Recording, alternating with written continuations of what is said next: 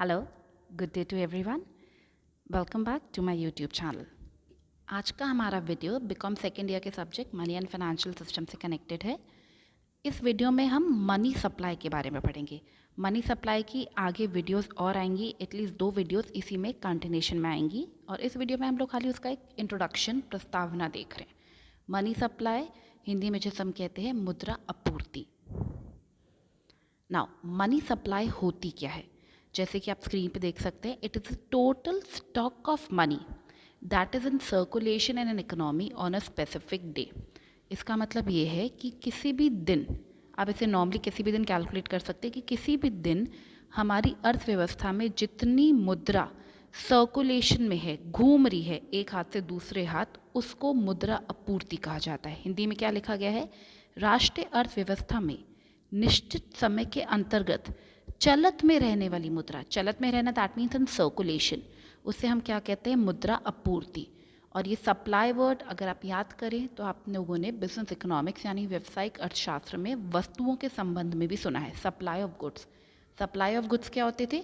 The total stock of goods available with the producer, कि एक producer जितना भी स्टॉक अवेलेबल करा पाता है उसे हम सप्लाई ऑफ गुड्स कहते थे, वस्तुओं की सप्लाई। इसी तरह से ये होती है मुद्रा की सप्लाई या मुद्रा की आपूर्ति।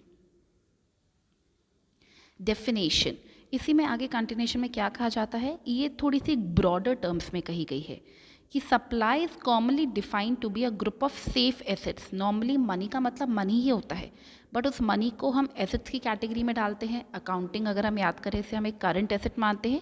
So it is a group of safe assets जो कि हाउस होल्ड और बिजनेसेस अपने पास रखते हैं, जिनसे वो पेमेंट करते हैं या जो हमारे लिए निवेश का कारण बनते हैं। हिंदी में हम इसको क्या कह रहे हैं कि मुद्रा आपूर्ति को सुरक्षित संपत्ति का एक समूह भी कहा जाता है, जो घर और व्यवसाय में भुगतान करने के लिए और अल्पकालीन निवेश के रूप में रखने के लिए उपयोग में लिया जाता है। You have current assets with you like cash in hand, cash at bank, ये 2 टर्म्स आपने सुने थे। जो घर पे पैसा और जो बैंकों में जमा पैसा, वो दोनों ही आपकी मुद्रा आपूर्ति में आता है, क्योंकि इन दोनों के द्वारा आप पेमेंट्स करते हैं और इन्हीं के थ्रू आप कुछ टाइम पीरियड के लिए, अल्पकालीन के लिए निवेश भी कर सकते हैं। इसी के कंटिन्यूशन में stock of money hold by the public is considered as money supply. उसी का एक और वर्जन, हम तीनों स्लाइड्स में मनी सप्लाई को ही समझ रहे हैं कि मनी सप्लाई क्या है।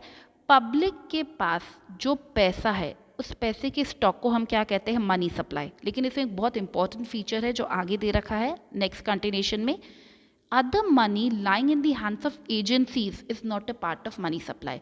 खाली वही मुद्रा, वही मनी सप्लाई या आपूर्ति में गिनी जाएंगी जो कि पब्लिक के पास है, सामान्य जनता के पास है, बट संस्थाओं के पास जो पैसा है उसे मनी सप्लाई नहीं कहते। अब ये संस्थाएं कौन सी होती हैं हम आने वाली स्लाइड में आगे पढ़ेंगे। इंक्लूजन, इसमें क्या क्या इंक्लूड होता है? पहले सेंटेंस में देखिए, इट इंक्लूड्स नोट्स। नोट्स का मतलब है करेंसी नोट्स, हमारे पास जो नोट होते हैं जिनसे हम कुछ खरीदते हैं, सिक्के, डिमांड डिपॉजिट, मांग जमा। बैंकों में जो खाते होते हैं, the accounts in bank are grouped into 2 categories. बैंकों के खातों को हम 2 प्रकार से वर्गीकरण करते हैं, एक होता है समय जमा, एक होता है मांग जमा। Time deposit and demand deposit. Time deposits में वो खाते आते हैं लाइक फिक्स्ड डिपॉजिट, जिसमें आपका पैसा एक पर्टिकुलर टाइम पीरियड के लिए बैंक में फिक्स हो जाता है, आप उसे विड्रॉ नहीं कर सकते, और अगर विड्रॉ करते हैं तो आपको इंटरेस्ट का नुकसान होता है, कम मिलता है। इसी तरह से दूसरा आपकी कैटेगरी होती है डिमांड डिपॉजिट या मांग जमा, जिसमें सबसे कॉमनली आपके 2 अकाउंट्स आते हैं, बचत खाता सेविंग अकाउंट, चालू खाता करंट अकाउंट। अब इन्हें मांग जमा क्यों कहा जाता है?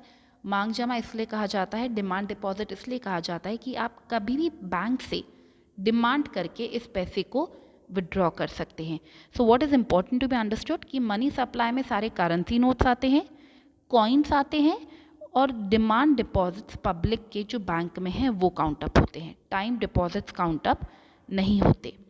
उसी में आगे आपको और बताया जा रहा है कि क्या क्या काउंट अप नहीं होते। इससे पहले वाली स्लाइड में हमने एजेंसीज की बात की थी, तो अब 2 एजेंसीज हमने यहाँ पे लिखी हैं जिनके पास जो पैसों का स्टॉक होता है वो काउंट अप नहीं होता है। और वो 2 एजेंसीज कौन है? It does not include money with government, सरकार। अब सरकार के पास जो पैसा होता है वो गिना नहीं जाता। इसी तरह से सेंट्रल बैंक का मतलब है केंद्रीय बैंक।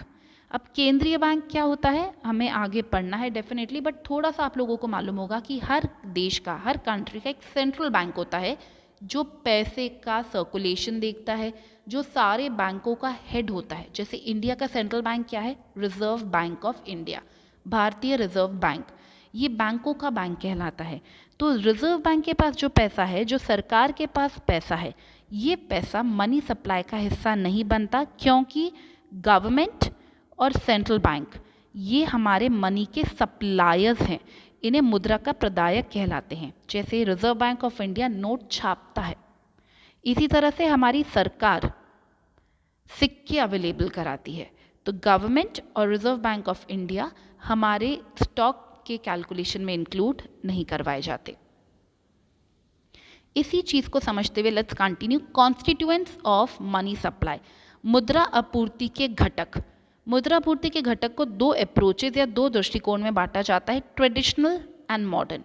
ट्रेडिशनल अपने आप में नाम क्या है, परंपरागत, पुरानी सोच, जिसमें आप बोल सकते हैं अगर हम नॉर्मली इन दो वर्ड्स को कभी भी स्टडी करते हैं तो कहते हैं ट्रेडिशनल अप्रोच हमेशा बहुत नैरो होती है, उसमें कुछ ज़्यादा इंक्लूड नहीं होता, जबकि मॉडर्न अप्रोच हर बार किसी भी कॉन्सेप्ट से रिलेटेड होती है तो वो वाइडर अप्रोच बन जाती है। तो ट्रेडिशनल अप्रोच के अकॉर्डिंगली मनी सप्लाई के फैक्टर्स या घटक नैरो मनी कहलाते हैं, और मॉडर्न अप्रोच के अकॉर्डिंगली वो कॉन्सेप्ट नैरो से जंप हो जाता है ब्रॉडर पे या व्यापक पे, और नैरो आपका क्या है, संकीर्ण।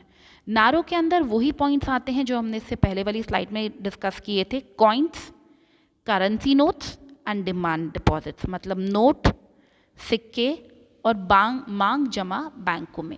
अब ब्रॉडर मनी या व्यापक मुद्रा इससे कैसे बढ़ती है, डेफिनेटली ब्रॉडर मनी में नैरो मनी तो आती ही आती है, संकीर्ण मुद्रा तो आती ही आती है, बट एक और चीज़ उसके अंदर ऐड हो जाती है, वो है नियर मनी, निकट मुद्रा। निकट मुद्रा हम लोगों ने इससे पहले वाले अपनी वीडियो में डिस्कस कर रखा है कि निकट मुद्रा क्या होती है। वो एग्जैक्टली जो मुद्रा नहीं है बट बहुत इजीली मुद्रा में कन्वर्ट की जा सकती है। It's not exactly money but it is very near to money and it can be converted into money very easily. इन दोनों नैरो और ब्रॉड के कॉन्सेप्ट्स को हम आगे नेक्स्ट वीडियो में डिस्कस करेंगे। तो अभी के लिए फ़िलहाल आपको बस इतना ही कि what is the meaning of money supply. Thank you for watching this video. Thank you everyone.